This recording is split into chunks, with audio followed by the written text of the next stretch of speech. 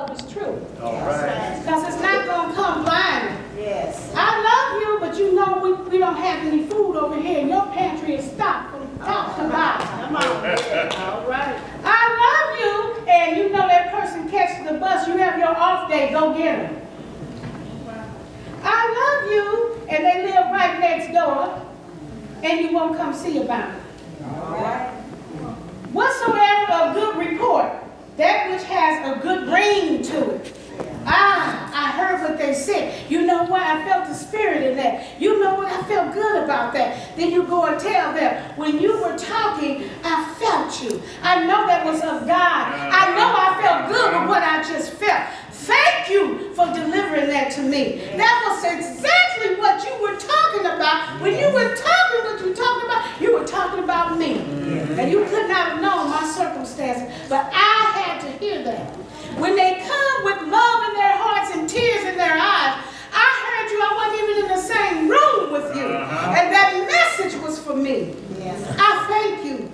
I said, you thank your Lord, because he wants to hear that. He said, I'm a jealous God. You bring all things to me and let me work them out. If there be any virtue, take into account to keep practicing on these virtues. These will give you what you need to the door of heaven. Because see, he desires his people to do the right things. He desires us to fellowship and be in unity. You see, not only the peace of God, but also the God of peace is within each one of you.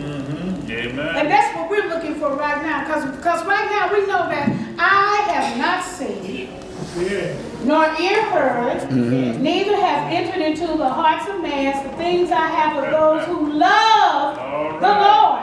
Yes. You know, we're going to have circumstances, aren't we? But right now I'm going to tell you to hang on in there. Hang on in there. Because he told me, hang on in there. Whoa, hang on in there. Margaret, I want you to hang on in there. Hang on in there. He said, you know, the footprints prayer is real. When you felt like things were so hard and I had to carry you, I carried you in comfort.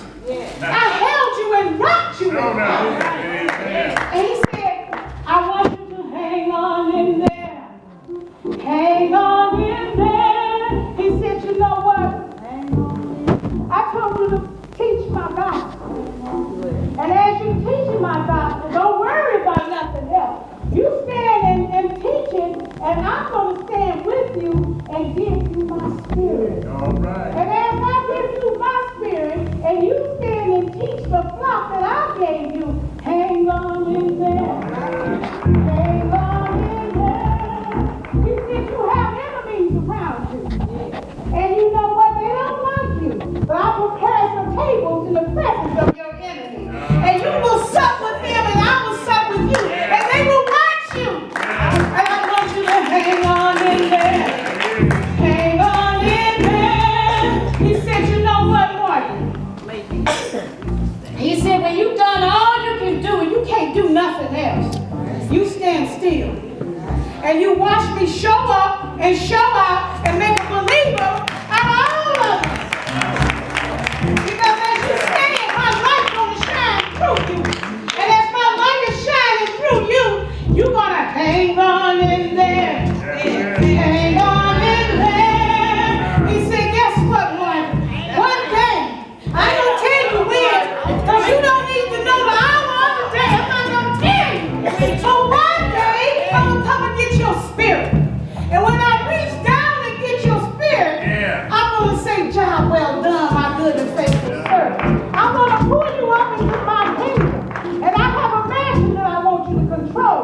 And I'm going to put you in there, not a doorkeeper. You're going to be inside doing some work for me. Do you know why, Margaret? Because you hung on in there. Hung on in there. We serve a mighty good God. He can do all things. What fair? He put me in a hospital to make me still for a while. To make me listen to him. He said that when you come out, you're going to be stronger than you ever been. Hang on in there. Hang on in there. I said, Lord, what is it you have for me to do? He said, you're doing it already.